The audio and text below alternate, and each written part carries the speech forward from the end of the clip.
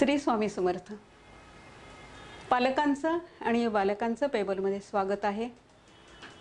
आपण स्कॉलरशिप म्हणजे शिष्यवृत्ती परीक्षेसाठी जो बुद्धिमत्ता हा दुसरा पेपर आहे, त्या पेपरातल्या काय काय युक्त्या आहेत किंवा गोडी वाटण्यासाठी आपण काय काय करू शकतो हे आज आपण बघणार आहोत. बुद्धिमत्ता चाचणी यामध्ये दिनदर्शिका हा भाग आपण घेऊया, कारण दिनदर्शिका म्हणजे कॅलेंडर आपण लहानपणापासून पाहिलेलं असतं. लहान मुलांना तर कॅलेंडरचं खूप अट्रॅक्शन असतं. म्हाताऱ्या माणसापर्यंत ते कॅलेंडर हवं असतं. कशासाठी? माझा बर्थडे केव्हा आहे, मग आजीचा केव्हा आहे, आजोबांचा केव्हा आहे, आणि बर्थडे नंतर आपण काय करणार आहोत, त्याच्या आधी कोणते दिवस आहेत, कोणते महत्त्वाचे दिवस आहेत, ह्याची चर्चा आपण लहानपणापासून करत असतो. पण एकामागोमाग एक दिवस आपण कसे मोजू शकतो? समजा मी म्हटलं 14 जानेवारीला रविवार. आता मला 14 फेब्रुवारीचा वार काढायचा आहे. 14 जानेवारीला 2018. आपल्याकडे काही लीप वर्ष आहेत आणि काही सामान्य वर्ष आहेत. आपण आता साधारण सामान्य वर्षाचा विचार करूया.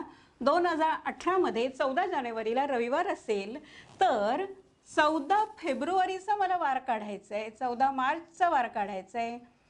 तर आपण पटकन कसं काढू शकतो आणि त्याच्यावर कोणते प्रश्न येऊ शकतात त्याचा आपण आता विचार करणार आहोत. प्रत्येक महिन्याचा कोड नंबर ठरलेला आहे.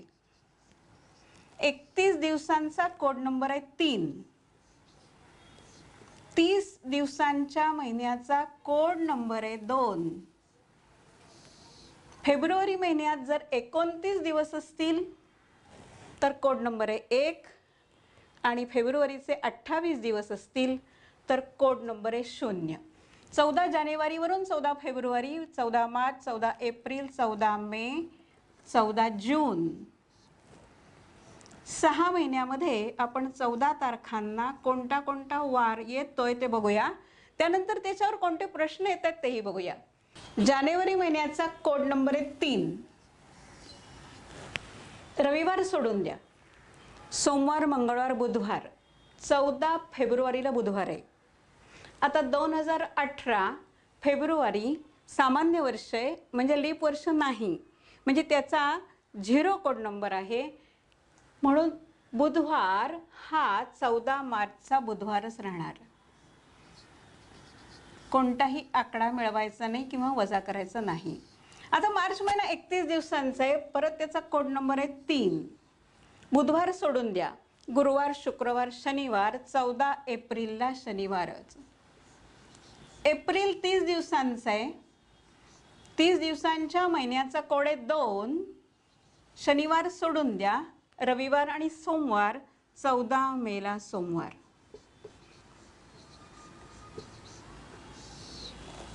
मे महिना 31 दिवसांचा कोड नंबर आहे 3. सोमवार सोडून द्या. मंगळवार, बुधवार, गुरुवार. 14 जूनला गुरुवार आपण कॅलेंडरमध्ये बघू शकतो. आता हे कोड नंबर तयार होतात कसे? तर 31 दिवसांचा महिना त्याला 7 दिवसांनी भागलं, 7 चोक 28, बाकी उरली 3. हा कोड नंबर तयार झाला 31 दिवसांच्या महिन्याचा. 30 दिवसांचा कोड नंबर 2. 7 चोक 28, बाकी उरली 2. 30 दिवसांच्या महिन्याचा कोड 2. तसंच 29 दिवसांचा कोड नंबर 1. 29 दिवसांचा महिना फेब्रुवारी, त्याचा कोड नंबर 1. जेव्हा लीप वर्ष असेल तेव्हाच.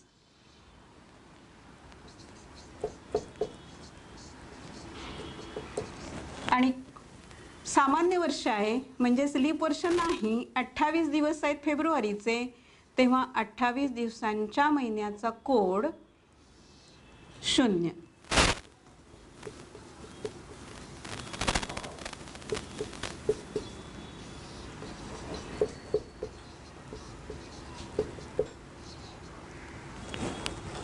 याप्रमाणे आपण जुलै, August, September, October, November, December या महिन्यांचे 14 तारखेचे वार काढायचे आणि मग कॅलेंडरमध्ये बघायचे, टॅली करायचे.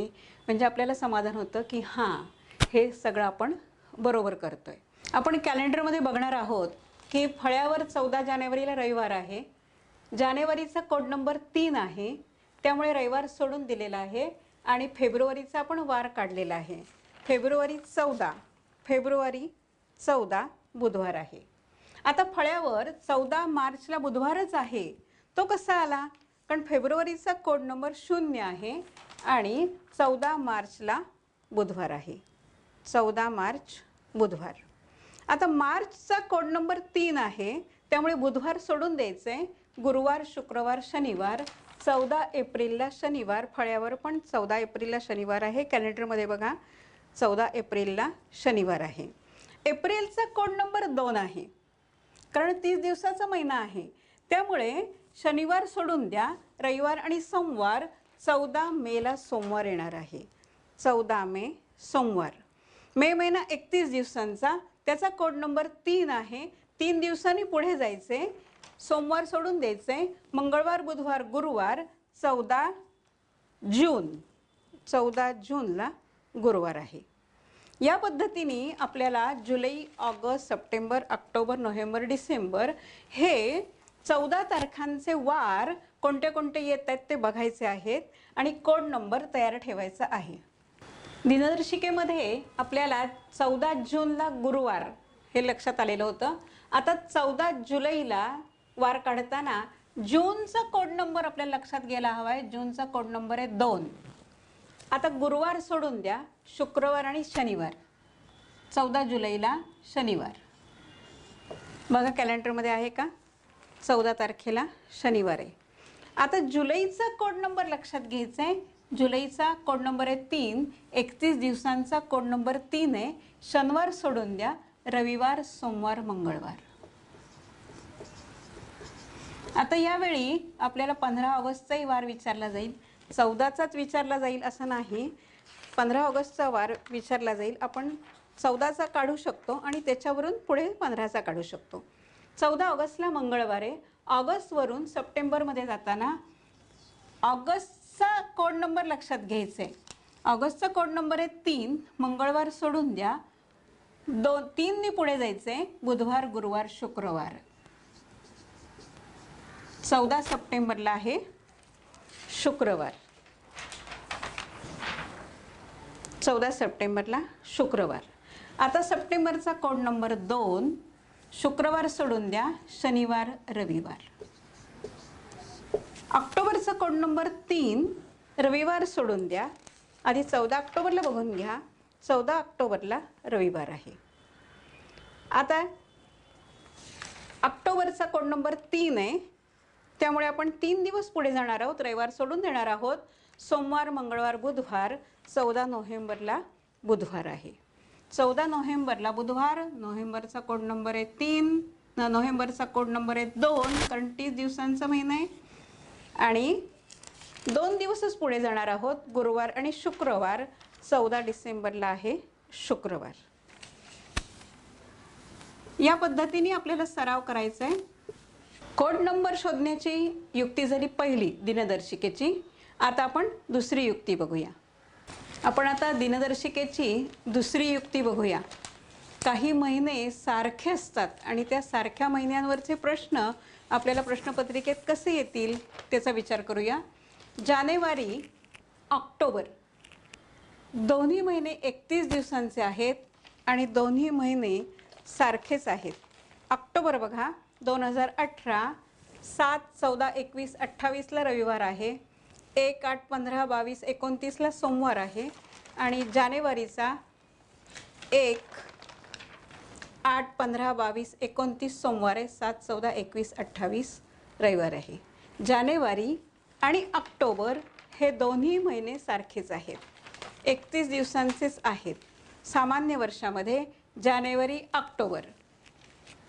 दुसरा भाग फेब्रुवारी, मार्च, नोव्हेंबर. कॅलेंडरमध्ये हे तिन्ही महिने सारखेच असतात सामान्य वर्षामध्ये. February, March, November. February, March, November. November 30 दिवसांचा आहे. 4, 11, 18, 25 नोव्हेंबरला रविवार आहेत. आता आपण फेब्रुवारी आणि मार्च बघणार आहोत. फेब्रुवारीमध्ये 4, 11, 18, 25ला रविवार आहेत आणि मार्चमध्येही 4, 11, 18, 25ला रविवार आहेत. त्यामुळे लक्षात ठेवायचे की फेब्रुवारी, मार्च, नोव्हेंबर हे कॅलेंडरमधले महिने सारखेच असतात. त्यानंतर एप्रिल आणि जुलै. एप्रिल 30 दिवसांचा आहे, जुलै 31 दिवसांचा आहे, तरी त्या महिन्यांचे वार सारखेच असतात. एप्रिल 1, 8, 15, 22, 29 आणि जुलै 1, 8, 15, 22, 29. जुलै 1, 8, 15, 22, 29. एप्रिल आणि जुलै हे सामान्य वर्षात सारखेच महिने असतात. सप्टेंबर आणि डिसेंबर हे महिने लीप वर्षात सुद्धा आणि सामान्य वर्षात सुद्धा समानच असतात. लीप वर्षामध्ये सप्टेंबर आणि डिसेंबर हे दोन्ही महिने सारखे असतात. सप्टेंबर महिना बघा आणि डिसेंबर महिना बघा, दोन्ही महिने आपल्याला सारखेच दिसतील. सप्टेंबर आणि डिसेंबर लीप वर्षात सुद्धा हा सप्टेंबर आहे. 2, 9, 16, 23, 30 हे 5 रविवार आलेले आहेत आणि डिसेंबरलाही 2, 9, 16, 23, 30 5 रविवार आलेले आहेत. दुसरी युक्ती आपण बघत असताना लीप वर्षाकडे जाऊया. लीप वर्षामध्ये कोणते कोणते महिने समान आहेत आणि लीप वर्ष कशाला म्हणतात? लीप वर्ष ज्या सणाला 4ने निशेष भाग जातो ते लीप वर्ष.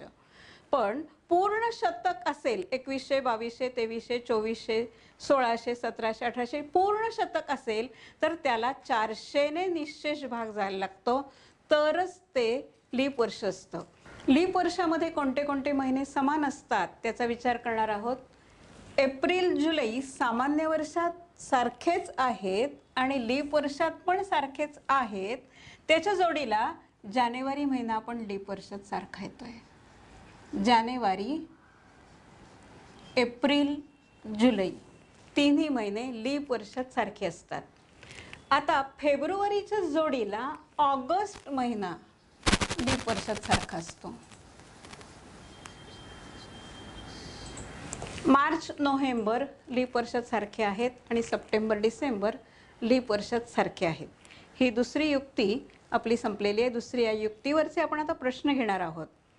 प्रश्न पहिला, जर 12 जानेवारीला रविवार असेल तर 12 ऑक्टोबरचा वार कोणता? आता 12 जानेवारीला रविवार आहे म्हणजे 12 ऑक्टोबरला रविवारच असणार. पुढे जाऊन समजा आपल्याला एप्रिलचा वार दिला, 17 एप्रिलला सोमवार आहे, तर 20 जुलैचा वार काढा असं सांगितलं तर 17 एप्रिलवरून 17 जुलैचा वार काढायचा आणि त्यानंतर 20 जुलैचा वार काढायचे. युक्ती क्रमांक 3 कडे आपण वळणार आहोत. युक्ती क्रमांक 3 आहे ममना.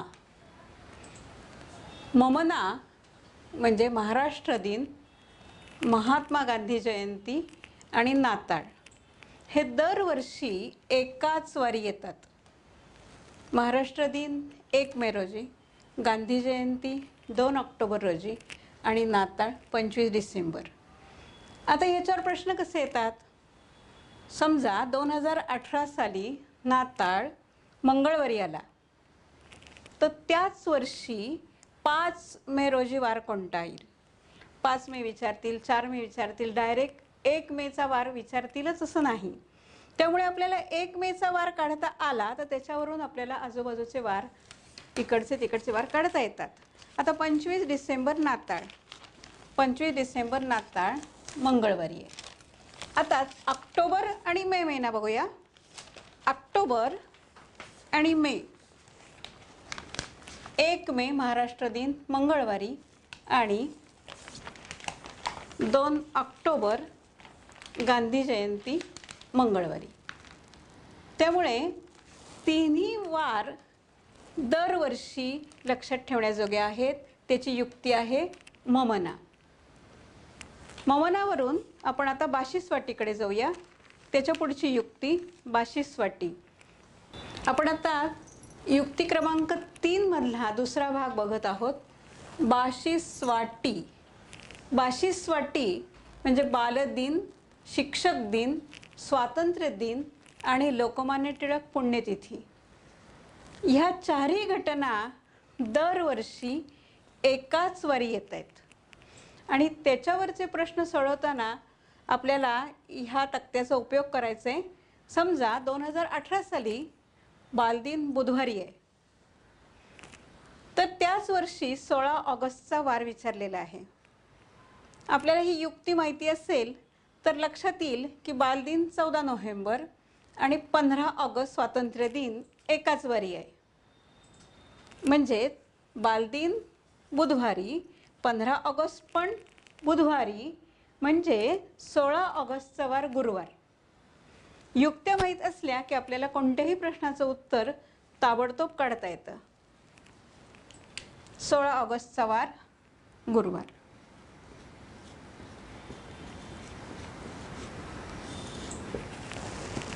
युक्ती क्रमांक 4.